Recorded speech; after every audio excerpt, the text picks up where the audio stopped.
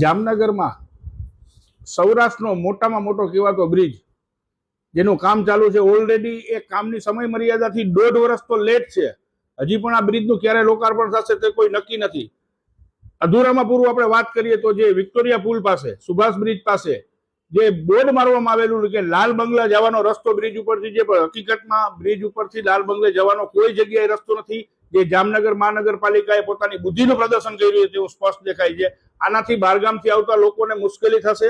તાત્કાલિક ધોરણે એ બોર્ડ કાઢી અને એમાં જે જગ્યાના એડ્રેસ છે તે સુધારવા પડે અને જામનગર માટે જે આ સૌરાષ્ટ્રનો મોટા મોટો ઓવરબ્રિજ બની રહ્યો છે તે તાત્કાલિક ધોરણે ચાલુ કરી અને જે લોકોને સુખાકારી માટે લોકોના ટેક્સના પૈસાથી જે બનેલો છે તે તાત્કાલિક ચાલુ કરવામાં આવે. રકમ ટેન્ડરની જે તે સમયે ટેન્ડર કર્યું ત્યારે 197 કરોડ હતી, અત્યારે 223 જેવી કરોડ, એટલે સમજનો કે 30 કરોડ જેવા વધારાનો રકમ ટેન્ડરના કોન્ટ્રાક્ટરોને આપવામાં આવેલું છે.